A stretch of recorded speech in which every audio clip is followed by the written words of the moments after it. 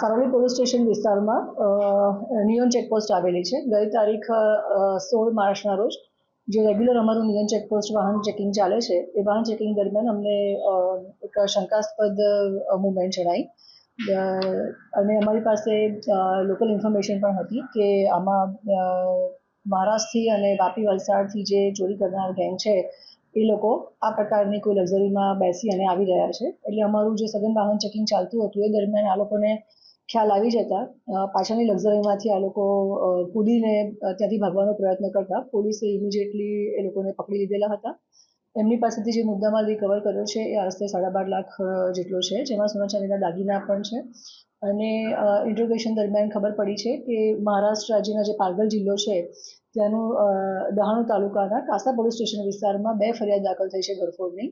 જેનો જે આ મુદ્દામાલ છે એ મુદ્દામાલના જે ફોટોગ્રાફ્સ છે અમે મહારાષ્ટ્ર પાલઘર ખાતે જે કાસા પોલીસ સ્ટેશન છે ત્યાંના અધિકારી સાથે શેર કરતા ખબર પડી કે ત્યાંના જે ઘરફોડ કરી છે એ જ મુદ્દામાલ આ છે. એટલે અને કાસા પોલીસ સ્ટેશનના મહારાષ્ટ્રમાં ગુનો પણ દાખલ થયેલા છે 2 ઘરફોડના.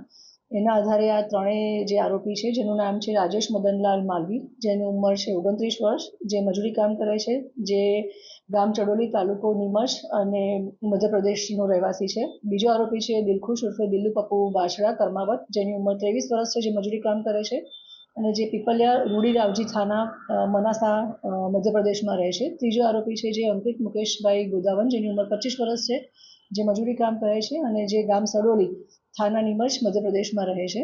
આ ત્રણેયનો ગુનાહિત ઇતિહાસ અમે ICGS પોર્ટલમાં ચેક કરતા આ ત્રણેયનો ગુનાહિત ઇતિહાસ પણ અમને મળી આવેલ છે. જેમાં જે મેઇન રાજેશ અને જે બીજો આરોપી છે દિલખુશ, એ બંને જણા અગાઉના ઘરફોડમાં પણ પકડાયેલા છે. અને જે ત્રીજો આરોપી છે અંકિત, એ પણ ત્રણમાંથી જે અંકિત છે એ પણ આગળના પોક્સોના ગુનામાં પકડાયેલો છે.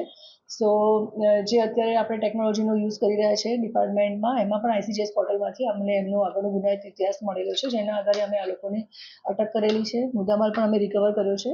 અને નિયોન ચેકપોસ્ટ જે સારોલી પોલીસ સ્ટેશનમાં લાગે છે ત્યાંના જે PI છે સંદીપ વેકરિયા, ત્યાંના જે અમારો સર્વેલન્સનો સ્ટાફ છે PSI ધનંજય, સર્વેલન્સ PSI મેદપરા છે.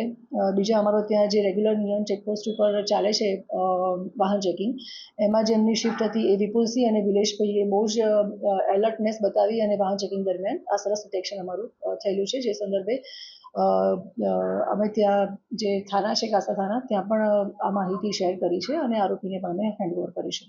ચોરી કરી અને એ લોકો જે ટ્રાન્સપોર્ટેશન માટે થઈને જે ટ્રાવેલ્સમાં બેસી અને સુરતમાં આવ્યા હતા અને ફરી પાછી બીજી બસ ચેન્જ કરીને મધ્યપ્રદેશ જવાના હતા.